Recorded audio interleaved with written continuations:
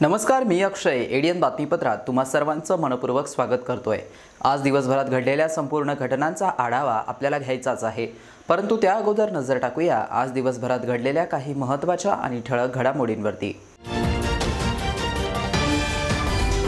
मुख्यमंत्री एकनाथ शिंदे यांनी बौद्ध भिक्खूंना केलेलं चिवरदान म्हणजेच बुद्ध धर्मीयांच्या मते मिळवण्यासाठी केलेला इव्हेंट असल्याचा राष्ट्रवादी काँग्रेस प्रदेश उपाध्यक्ष भीमराव हत्तीअंबिरे यांची टीका. तर गल्लेबोरगाव दरोडा आणि हत्या प्रकरणातील संशयित खुलताबाद पोलिसांच्या ताब्यात, अन्य साथीदार लवकरच हाती लागणार. आता बघूया सविस्तर बातम्या. गल्लेबोरगाव येथील स्वाभिमानी शेतकरी संघटनेचे तालुका अध्यक्ष राजू हार्दे यांची हत्या करून त्यांच्या घरी दरोडा घातल्या प्रकरणातील संशयित आरोपीला खुलताबाद पोलिसांनी ताब्यात घेतला असून या प्रकरणाचा उलगडा लवकरच होणार आहे. तर त्याचा अन्य साथीदार लवकरच हाती लागणार असल्याचं म्हटलं जात आहे. खुलताबाद गल्लेबोरगाव येथे 17 सप्टेंबर रोजी झालेल्या दरोडा प्रकरणातील संशयित अशोक पवार वय 25 वर्ष राहणार नवापूरवाडी याला खुलताबाद पोलिसांनी बुधवारी जाफराबाद पोलिसांकडून ताब्यात घेतलं. त्याला न्यायालयासमोर हजर केलंय. 30 सप्टेंबरपर्यंत न्यायालयीन कोठडी देण्यात आली असून त्याच्याकडे घटनेबाबत कसून चौकशी सुरू आहे. लवकरच अन्य साथीदारही हाती लागणार असल्याची माहिती पोलीस निरीक्षक धनंजय फराटे यांनी दिली आहे. गल्लेबोरगाव येथील स्वाभिमानी शेतकरी संघटनेचे तालुका अध्यक्ष राजू आसाराम हार्दे यांच्या घरावर 5 ते 6 दरोडेखोरांनी दरोडा टाकून राजू हार्दे यांना जबर मारहाण केली होती. यात त्यांचा मृत्यू झाला होता. याच टोळीने जाफराबाद येथे चोरी करून 12 लाखांचा ऐवज लुटलाय. यातील अतिश अशोक पवार या दरोडेखोराला 19 सप्टेंबर रोजी जाफराबाद पोलिसांनी पकडलं. अन्य साथीदार मात्र फरार झालाय. तालुक्यातील गल्लेबोरगाव येथील दरोड्यावेळी वापरलेले कपडे व सीसीटीव्ही फुटेज मिळते जुळते राहिल्याने पोलिसांचा संशय बळावलाय. सदरील कपडे हे एका पिशवीत आढळले असून जाफराबाद पोलिसांकडून ताब्यात घेतलेल्या संशयित अतिश पवार याची कसून चौकशी सुरू असून अन्य गुन्हे व गुन्ह्यातील साथीदार समोर येणार आहेत. या घटनेचा तपास पोलीस निरीक्षक धनंजय फराटे हे करत आहेत. एडीएनसाठी तालुका प्रतिनिधी हुसेन पटेल, खुलताबाद. हर्सुल तलाव मंगळवारी आणि बुधवारी झालेल्या पावसामुळे भरला असून सांडव्यातून पाणी वाहत असल्याचं चित्र पाहायला मिळत आहे. त्यामुळे ह्या तलावात बघण्यासाठी नागरिकांनी गर्दी केली असून पाण्यातील माशा बाहेर पडल्या असल्याने त्या पकडण्यासाठी सुद्धा तेथे गर्दी उमटली आहे. शहरातील ऐतिहासिक हर्सुल तलाव बुधवारी रात्री भरला असून सांडव्यातून पाणी वाहत असल्याचं चित्र पाहायला मिळतंय.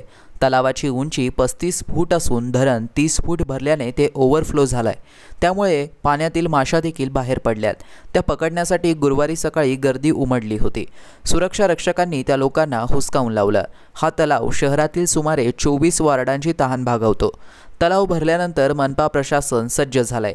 येथे सुरक्षा वाढवण्यात आली आहे. यावर्षी समाधानकारक पाऊस झाल्याने तलावात जास्त पाणी झाल्याने तो ओव्हरफ्लो झालाय. नदीकाठावरील लोकांना सतर्कतेचा इशारा देण्यात आलाय.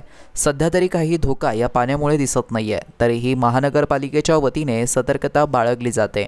उन्हाळ्यात होणारी शहरातील पाण्याची टंचाई राहणार नाहीये, कारण मनपाचा पाणी पुरवठा विभाग या तलावातून उपसा वाढवणार असल्याची माहिती देण्यात आली आहे.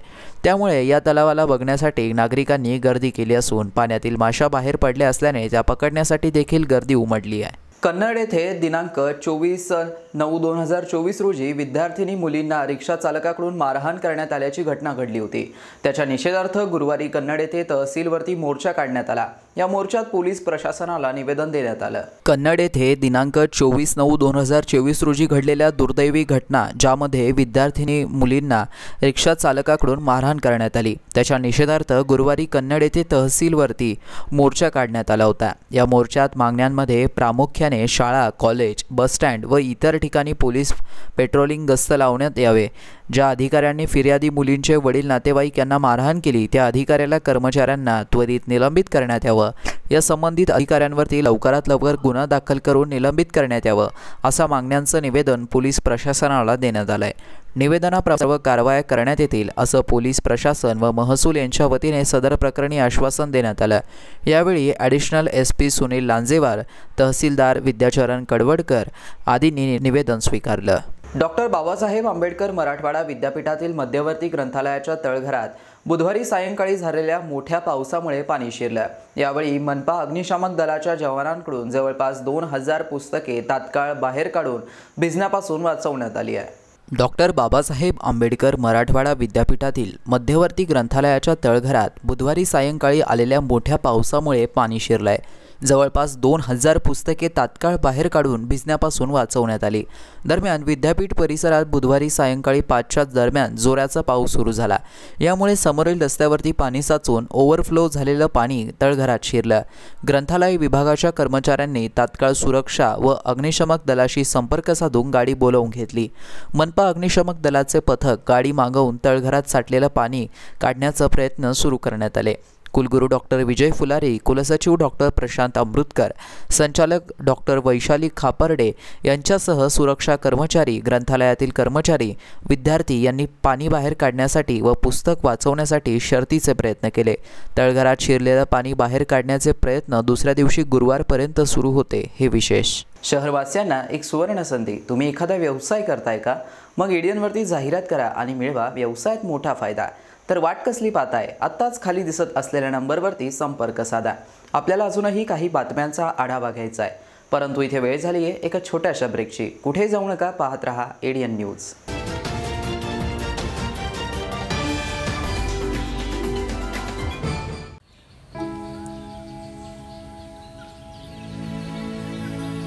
तू ग हे कुठून आणला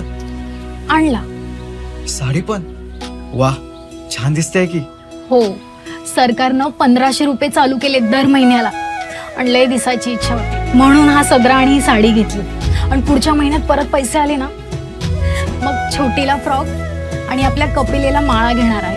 बर, राज्यातील भगिनींच्या सन्मानार्थ महाराष्ट्र शासनाची मुख्यमंत्री माझी लाडकी बहीण योजना महाराष्ट्रातील प्रत्येक पात्र महिलेच्या बँक खात्यात दर महिना 1500 रुपये जमा होणार। सन्मान बहिणींचा, सन्मान महाराष्ट्राचा।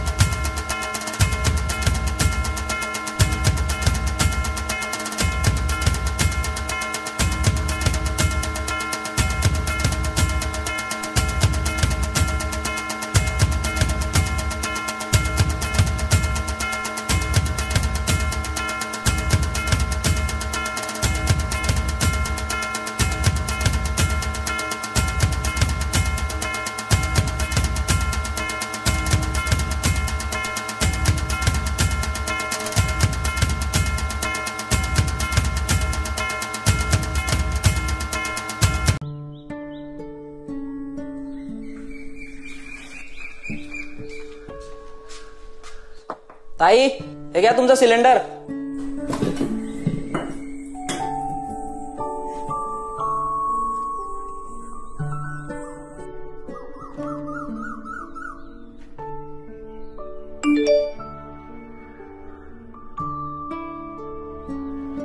आई, कोणाचा तरी मेसेज आलाय बघ। मेसेज? हा मुख्यमंत्री अन्नपूर्णा योजनेची रक्कम ट्रान्सफर झाल्याचा मेसेज आहे। राज्यातील महिलांच्या सक्षमीकरणासाठी आणि स्वच्छ इंधनाची पूर्तता करून महिलांच्या आरोग्याचे रक्षण करण्यासाठी महाराष्ट्र शासन सादर करीत आहे मुख्यमंत्री अन्नपूर्णा योजना। योजनेअंतर्गत पात्र महिलांना वर्षाला 3 LPG सिलेंडर मोफत मिळणार। लाभाची रक्कम महिलांच्या बँक खात्यात जमा होणार। घराघरात अन्नपूर्णा, घराघरात आनंद। अनेकांच्या मनात स्वप्न असते की देशाची सेवा करायची, परंतु काही लोकच योग्य प्रशिक्षण घेऊन ते वास्तवात पूर्ण करतात। वास्तविक सैनिक बनणे सोपं काम नाही, कारण प्रशिक्षणाच्या मैदानापासून ते युद्धाच्या रणांगणापर्यंत प्रत्येक क्षण संघर्षमय असतो। फक्त जो इमानदार, समजूतदार असेल आणि आणि ज्याची इच्छाशक्ती प्रबळ असेल असाच व्यक्ती या क्षेत्रात टिकू शकतो. प्रत्येक वर्षी अनेक परीक्षार्थ्यांना यश प्राप्त होते, ते फक्त आणि फक्त गरुड झेप अकॅडमी. पंख आम्ही देतो, उंच भरारी तुम्ही घ्या.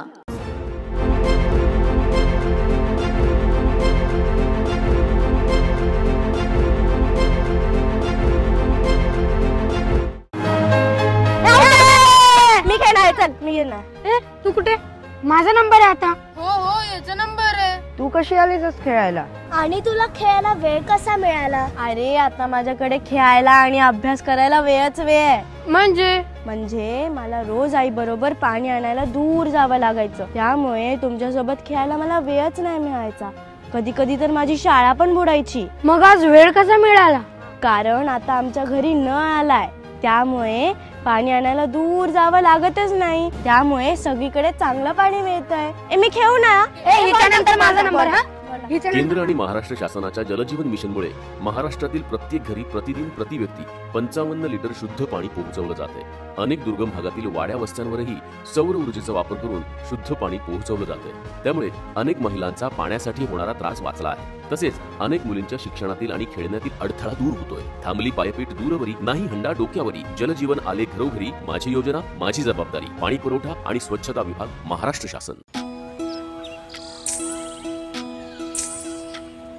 नारी म्हणजे संस्कार, नारी म्हणजे भक्कम आधार,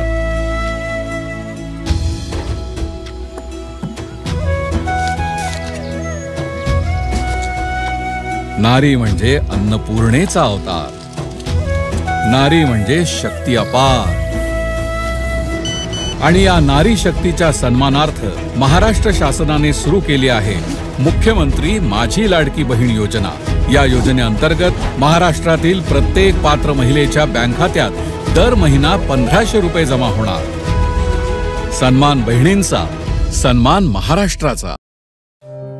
सलाम सरपंच. अरे सलाम युसुफ भाई, काय म्हणतो बा? मी काय ऐकलंय बाबा, तुम्ही जे गावात पाईपलाईन नळ लावून देणार आहे त्याचे पैसे घेणार आहे म्हणून. मी नाही घेणार आहे बा. मग आता तुझ्या घरात वीज येते, त्याचं बिल भरतो की नाही? भरतो की. अरे मग तसंच आहे ते.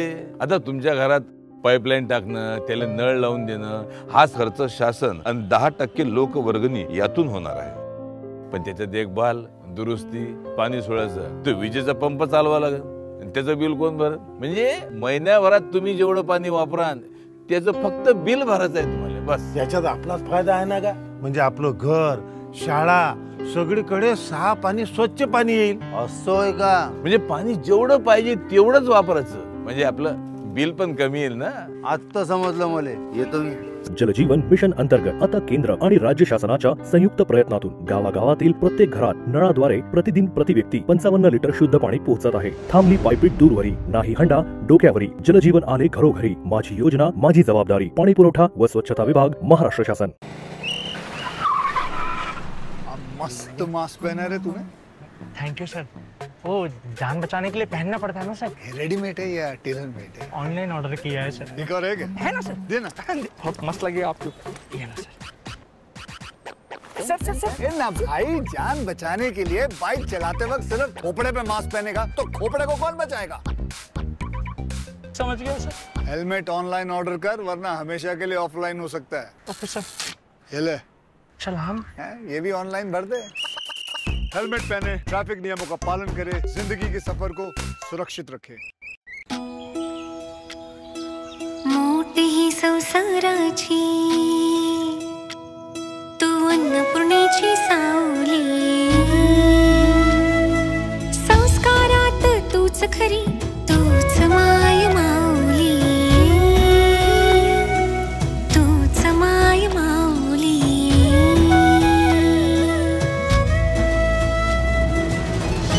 राज्यातील भगिनींच्या सन्मानार्थ महाराष्ट्र शासनाची मुख्यमंत्री माझी लाडकी बहीण योजना. महाराष्ट्रातील प्रत्येक पात्र महिलेच्या बँक खात्यात दर महिना 1500 रुपये जमा होणार.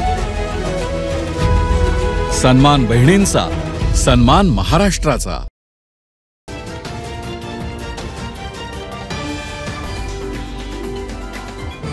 ब्रेकनंतर पुन्हा एकदा स्वागत आहे. आपण बघत आहात एडियन बातमीपत्र. नुकतंच मुख्यमंत्री एकनाथ शिंदे यांच्या वर्षा या निवासस्थानी झालेल्या वर्षावास निमित्त चिवरदान कार्यक्रम हा आगामी विधानसभा निवडणूक समोर ठेवून केलेला इव्हेंट असल्याची टीका राष्ट्रवादी काँग्रेसचे प्रदेश उपाध्यक्ष भीमराव हत्तीअंबेरे यांनी एडीएन सोबत बोलताना केली आहे। आज वर्षावास का कार्यक्रम वर्षा निवास पर ये पहली बार हो रहा है, ऐसा उन्होंने कहा मुझे। और यहाँ पर चिवरदान, धम्मदान और भोजनदान हो रहा है। इसका मुझे समाधान है। एक अलग बाकी तो कार्यक्रम हम करते हैं, लेकिन एक अलग कार्यक्रम है, इसका समाधान है मुझे कि ये विश्व शांति का संदेश देने वाले भगवान महावीर, उनको मैं नमन करता हूँ। और भारत रत्न डॉक्टर बाबा साहेब अम्बेडकर, जिन्होंने हमें संविधान दिया, उनको भी वंदन करता हूँ और उनकी वंदना भी हुई यहाँ पर। और मी मुख्यमंत्री पदाचा आदर राखून आपल्याला सांगतो की वर्षावास म्हणजे काय, जिथे पाऊस पाण्यामध्ये 3 महिन्यासाठी भिक्खू वर्षावासाला बसतात आणि त्या ठिकाणी भोजनदानाचा कार्यक्रम होतो। आपण इतिहास जर बघितला बुद्ध धर्माचा, तर वर्षावासाच्या भोजनदानाचा कार्यक्रम कधीही कोणत्या राजाने राजवाड्यात केला नाही, तर भिक्खू जंगलात विहारात ज्या ठिकाणी राहतात त्या ठिकाणी सगळा राजाचा तामझाम लवाजमा घेऊन त्यांनी भोजनदान दिलेलं आहे। हे वर्षा निवासस्थानावर दिलेलं भोजनदान हा फक्त एक इव्हेंट आहे आणि येणाऱ्या विधानसभा निवडणुकीमध्ये बौद्ध मतदाराला आकर्षित करण्याचा हा प्रकार आहे। पण बौद्ध मतदार, आंबेडकरी जनता या मुख्यमंत्र्यांना चांगली ओळखून आहे। गेली 2.25 वर्षाचं मुख्यमंत्री पदाचंच काय, गेल्या त्यांच्या 30-40 वर्षाच्या राजकीय कारकिर्दीमध्ये त्यांनी कधीही भिक्खू संघाला भोजन दिलं नाही किंवा आंबेडकरी कार्यकर्त्याला मोठं करण्याचं काम केलेलं नाही। आत्ताचा जो प्रकार आहे तो फक्त विधानसभा निवडणुका डोळ्यासमोरून ठेवून केलेला प्रकार आहे आणि त्यांना बौद्ध धर्माचं ज्ञान असण्याचं काही कारण नाही। पण काही भोंदू बौद्ध भिक्खूला पकडून हे इव्हेंट केला आणि हे भोजनदान सुद्धा माझ्या माहितीप्रमाणे मुख्यमंत्र्यांनी स्वतः केलं नसून एका मोठ्या मागासवर्गीय अधिकाऱ्याने त्याचा खर्च भरलेला आहे। त्याच्यामुळे हे सगळं आता महाराष्ट्रातल्या आंबेडकरी जनतेने ओळखलेलं आहे। मग संभाजीनगर येथे आंबेडकरी कार्यकर्त्याकडून सत्कार करून घेणं असो किंवा वर्षावर भिक्खू संघाला भोजन देण्याचा कार्यक्रम असो, हे सगळं मुख्यमंत्र्याचं ढोंग आहे हे आंबेडकरी जनतेने ओळखलेलं आहे आणि येत्या विधानसभा निवडणुकीमध्ये महायुतीला आंबेडकरी जनता घरी पाठवल्याशिवाय राहणार नाही असं माझं स्पष्ट मत आहे। ग्लोबल मेडिकल अँड एज्युकेशनल फाउंडेशनच्या वतीने गरीब व गरजू मुलांना कॉम्प्युटरचं प्रशिक्षण अत्यल्प दरात उपलब्ध करून देण्यात आलं असून या प्रशिक्षण वर्गाचं उद्घाटन न्यूरोसर्जन डॉक्टर इयाक अन्सारी यांच्या हस्ते नुकतंच पार पडलं आहे। ग्लोबल मेडिकल अँड एज्युकेशनल फाउंडेशनने औरंगाबाद स्मार्ट सिटी ऑफिसजवळ आमकास मैदान येथे ग्लोबल फाउंडेशनच्या वतीने सिद्दीकी वेलफेअर सोसायटीच्या व्यवस्थापनाखाली ग्लोबल कॉम्प्युटर इन्स्टिट्यूटची स्थापना केली आहे। इश्तियाक अन्सारी यांच्या हस्ते ग्लोबल कॉम्प्युटर इन्स्टिट्यूटचं उद्घाटन करण्यात आलं आहे। यात ग्लोबल मेडिकल अँड एज्युकेशनल फाउंडेशनच्या वतीने गरीब गरजू मुलांना कॉम्प्युटरचं प्रशिक्षण अत्यल्प दरात उपलब्ध करून देण्यात आलं असून 22 सप्टेंबर रोजी ग्लोबल मेडिकल अँड एज्युकेशनल फाउंडेशनने औरंगाबाद स्मार्ट सिटी ऑफिसजवळ आमकास मैदान येथे ग्लोबल फाउंडेशनच्या वतीने सिद्दीकी वेलफेअर सोसायटीच्या व्यवस्थापनाखाली ग्लोबल कॉम्प्युटर इन्स्टिट्यूटची सुरुवात केली आहे। यावेळी डॉक्टर इश्तियाक अन्सारी व डॉक्टर रिजवान देशमुख यांनी विद्यार्थ्यांना मार्गदर्शन करून सर्वतोपरी मदत करण्याचं आश्वासन दिलं आहे। ग्लोबल मेडिकल फाउंडेशनचे सचिव मसीहुद्दीन सिद्दीकी यांनी ही माहिती दिली आहे आणि हे देखील सांगितलंय की संस्था सरकारशी संलग्न आहे आणि भविष्यात संस्थेने ग्लोबल फाउंडेशनचे नवीन अभ्यासक्रमही सुरू करणार असल्यास मानस त्यांनी व्यक्त केला आहे। दोनों डॉक्टर्स हमारे बीच आए हैं और हमको वक्त दिया है। और ये लोग आपके लिए जो है एक आप लोग इनसे इंतजार हो सकते हैं कि ये जो है एक अच्छा अल्लाह ने इनको मुकाम और एक इज्जत से नवाजा इनके हाथ में अल्लाह ने सुबह किया है। आप एक न्यूरो सर्जन है और एक जो है अपने हार्ट सर्जन है और काफ़ी खिदमत शहर में हो रही है दोनों के जरिए। वालिदैन हो या शोहर हो या किसी के पर भी डिपेंड होने की कोशिश नहीं करना। आगे फ्यूचर में यही है कि अपने पैर पे अपने हुनर के साथ खड़े होने की कोशिश करना और उसके लिए जो भी हुनर की ज़रूरत है जहाँ से भी आपको मदद मिलती है उसको हासिल करके उसको देने की कोशिश करें। मेडिकल फाउंडेशन और ग्लोबल मेडिकल फाउंडेशन का ये जो काम है हर फील्ड में भी माशाल्लाह बहुत अच्छा है और हम बोलेंगे मसीह भाई क्योंकि इसमें आगे चल के आपको किसी भी चीज़ की ज़रूरत रही हम लोग भी आपके साथ हैं इंशाल्लाह मदद करेंगे। ये बैचेस और बढ़ाइए, इसको प्रमोट कीजिए इंशाल्लाह और बैचेस बढ़ेगी भी तो जहाँ भी ज़रूरत रहेगी इंशाल्लाह हम दोनों आपके साथ रहेंगे। डॉक्टर इश्तियाक सर ने इतना अच्छा बोला, मैं ज़्यादा कुछ बोल नहीं पाऊँगा, मैं थोड़ा सा 2-3 चीज़ें ऐड अप करूँगा। आप लोग स्टूडेंट्स हैं, हम लोग एक टाइम के स्टूडेंट्स थे, ठीक है। एंड स्टूडेंट्स करके ग्रेजुएशन किया, पोस्ट ग्रेजुएशन किया, स्पेशलाइजेशन किया, चाहे कोई भी फील्ड हो, साइंस हो, आर्ट्स हो, कमर्स साइड हो, पॉलिटिकल साइंस हो, हिस्ट्री हो, एक चीज़ जो सबसे इम्पोर्टेंट रहती है जो आपको एक टॉप लेवल पे जाने की मदद करेगी। राष्ट्रपिता महात्मा ज्योतिबा फुले यांनी स्थापन केलेल्या सत्यशोधक समाजाच्या 150 वर्ष पूर्ती निमित्ताने शिक्षण महर्षी माधवराव बोर्डे प्रतिष्ठानतर्फे अभिवादन करून महात्मा ज्योतिबा फुले लिखित सार्वजनिक सत्यधर्म या पुस्तकाचं वाटप करून सत्यशोधक समाज वर्धापन दिन मोठ्या उत्साहात साजरा करण्यात आलाय। राष्ट्रपिता महात्मा ज्योतिबा फुले यांनी स्थापन केलेल्या सत्यशोधक समाजाच्या निर्मितीला आता 150 वर्ष पूर्ण झालेत। त्यानिमित्ताने शिक्षण महर्षी माधवराव बोर्डे प्रतिष्ठानतर्फे अभिवादन करून महात्मा ज्योतिराव फुले लिखित सार्वजनिक सत्यधर्म या पुस्तकाचं वाटप करून सत्यशोधक समाज वर्धापन दिन मोठ्या उत्साहात साजरा करण्यात आलाय। यावेळी सत्यशोधक संविधानिक संघाचे व्यवस्थापक ॲडव्होकेट धनंजय बोर्डे, माजी विरोधी पक्षनेते मिलिंद दाभाडे, ॲडव्होकेट अमोल घोगले, राहुल बोर्डे, सैफ शेख, अब्रार शेख, आफ्ताब शेख, अज्जूभाई, कबीर बोर्डे, वैभव सोनावणे, प्रवीण गायकवाड, सतीश साळवे यांची उपस्थिती होती। राष्ट्रपिता महात्मा फुले यांनी सत्यशोधक समाजाची स्थापना करून आज 150 वर्ष पूर्ण झालेले। त्यांच्या हा 151वा वर्धापन दिवस आज आम्ही माधवराव बोर्डे प्रतिष्ठानच्या वतीने दिवसभरापासून अनेक कार्यक्रम घेऊन साजरा केलेला आहे।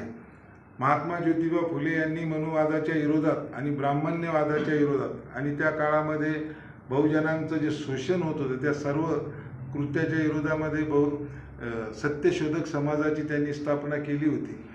आणि हे सत्यशोधक समाजाचं जे काम आहे मनुवादाच्या आणि ब्राह्मण्यवादाच्या विरोधामध्ये आहे।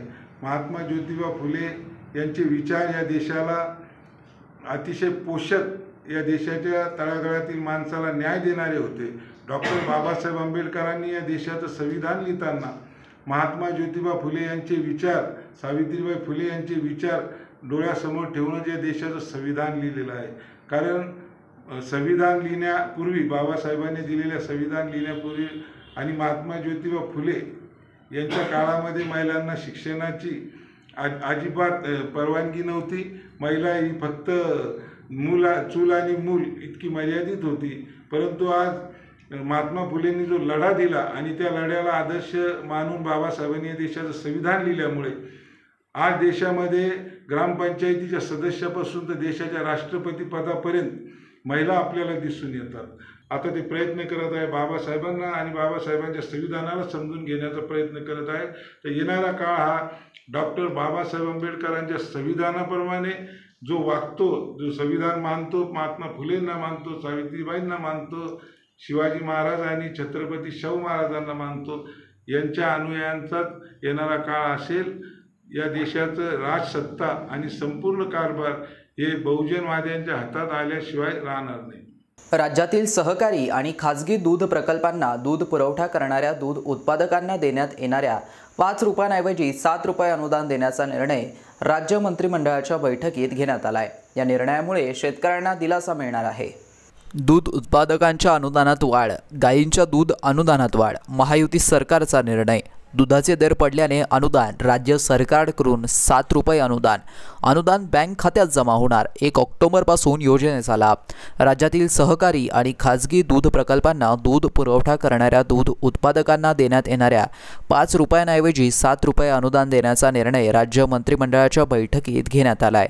या निर्णयामुळे शेतकऱ्यांना दुधासाठी प्रति लिटर 35 रुपये भाव यापुढे मिळणार आहे.